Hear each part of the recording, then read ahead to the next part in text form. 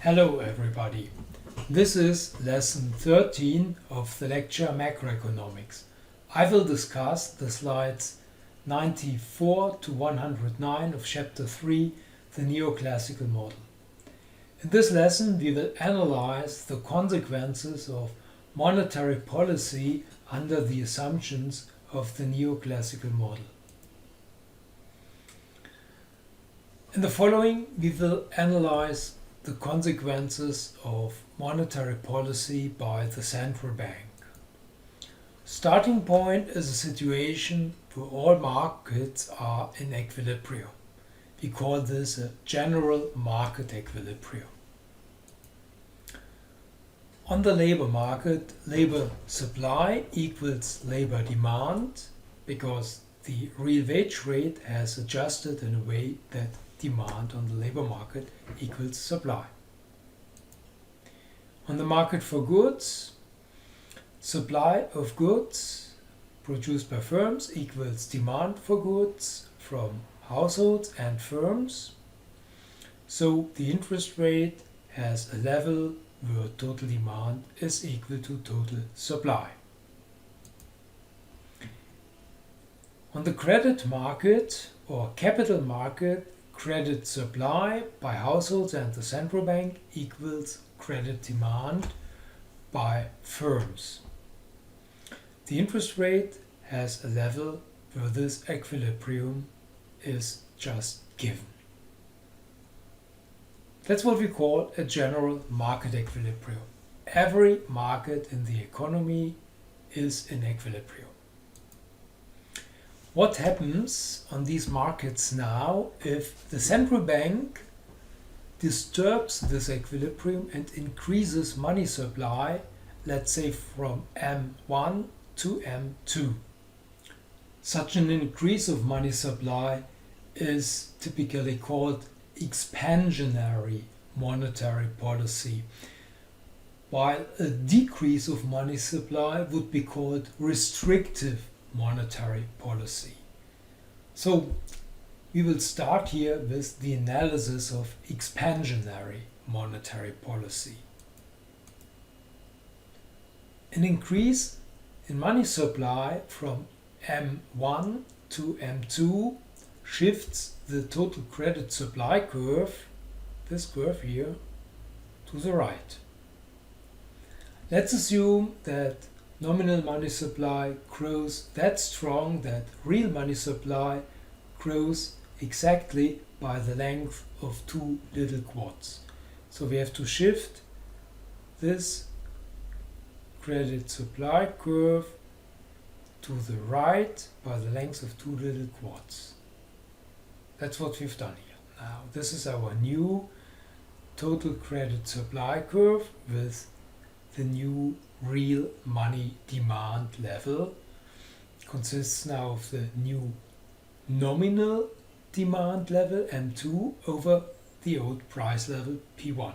Prices have not yet changed, therefore we have to use the old price level. A consequence of this new credit supply curve is that the intersection point with credit demand lies now on a lower level, namely here, and that means that the interest rate is now falling because at the old interest rate level we have excess supply. Excess supply leads to a lower interest rate, so the interest rate falls until it has reached this level here, which we can determine with the new intersection point between the new credit supply curve and the old credit demand curve. At this lower interest rate level, investment demand and consumption demand grows. If we draw a straight line to the market for goods, we find now that consumption demand is on a higher level and investment demand is on a higher level, such that total demand for goods grows from this level here to this level here. At this new level, total demand is larger than total supply. In the initial situation, total supply was equal to total demand. Now, total demand is larger than total supply. This pink vertical curve here. So we are now in a situation with excess demand for goods. As obvious, excess demand for goods equals exactly the length of two little quads. Hence it is equal to the increase of money supply, which was also two little quads. This is no chance, but a mathematical necessity under the assumptions of the neoclassical model. If we increase money supply, real money supply, above the level of real money demand, this has the consequence that demand for goods becomes larger by the same amount as supply of goods. How will private companies react if there is demand that is larger than their production quantities? Profit maximizing companies will use the opportunity to increase their prices, because under these circumstances this will increase their profits. So the price level will now no longer be equal to the original level, but become higher. The price level will grow, let's say to P2, as long as there is excess demand for goods. If the excess demand for goods disappears completely, firms will no longer have a possibility to increase their prices further. As a result, then the increase of prices will stop. So the price level will grow from P1 to P2. P2 is the price level where excess demand has disappeared. As a result of this, the real value of nominal money will fall back to its old level. So real money supply will fall, in other words. This becomes obvious if we take a look at the fraction that describes or symbolizes real money supply. M2 over P1 in the situation after the central bank has increased money supply. Now we find that P1 will not be stable, but inflation will result, which makes the price level larger. So the denominator of this fraction gets larger. As a result, the fraction gets smaller. So real money supply gets smaller, and that means that this real credit supply curve now shifts again back to the left. Moves back and back and back until it has reached the old position where the interest rate is equal to the natural interest rate with which we have started here. So the price level will grow until the increase of nominal money supply is just absorbed by prices.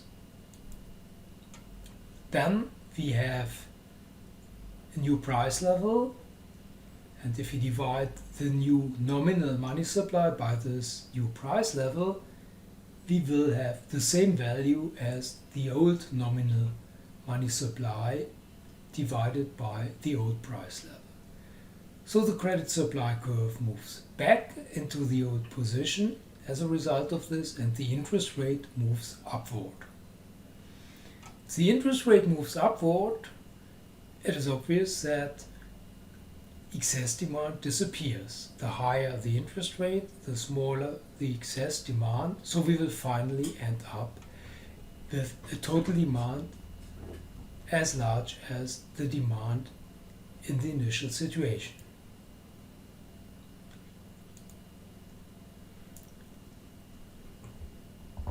This increase of the interest rate to its initial level reduces consumption and investment demand until they have reached their old levels and the excess demand has disappeared.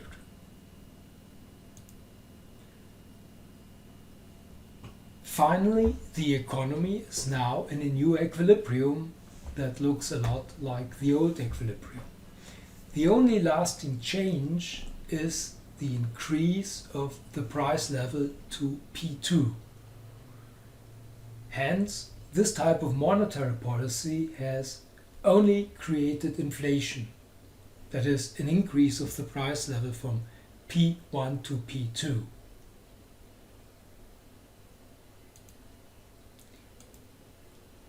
What consequences does the increase of the price level for goods have on the production module of the neoclassical model?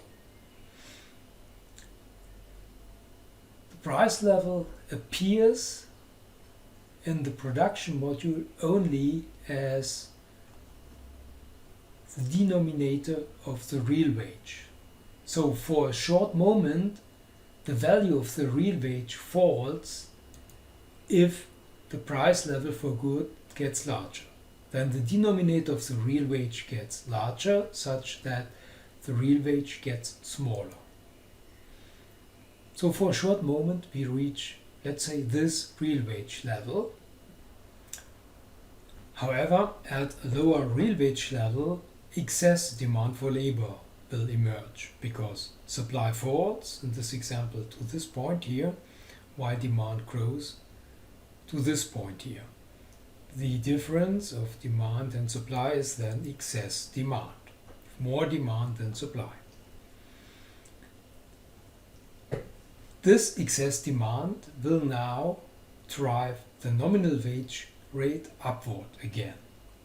So the nominal wage starts to grow, and if the nominal wage has grown by the same amount as the price level, we will have again the old real wage level, however now with the new price level and the new nominal wage. So the labor market under neoclassical assumptions takes care that workers receive immediately a compensation for the higher price level, an inflation compensation, and therefore after this adjustment has taken place, the real wage is again the same as before. And as a result, we will not have a higher labor input. Labor demand and supply is again the same as in the initial situation, so we will have no change of GDP production.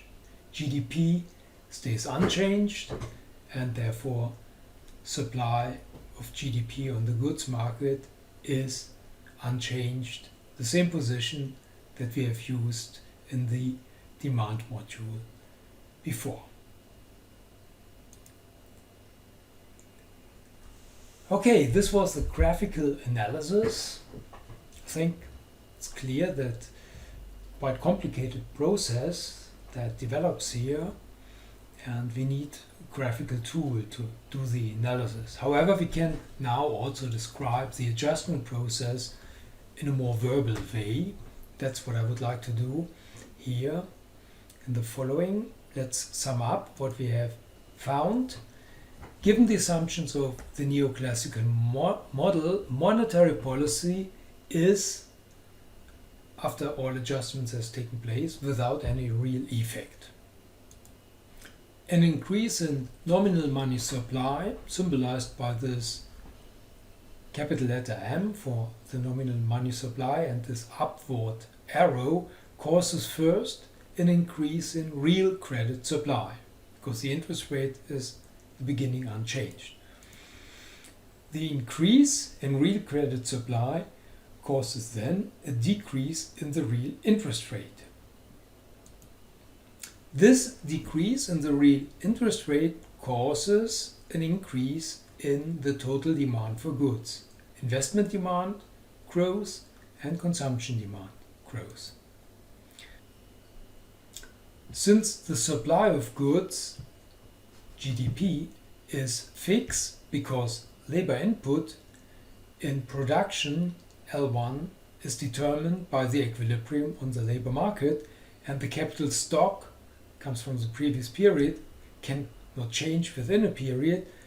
Therefore, excess demand for goods results now. Goods supply is unchanged, while goods demand is higher due to the lower interest rate. So we have a disequilibrium, excess demand on the market for goods for a very small span of time that we can call a logical second.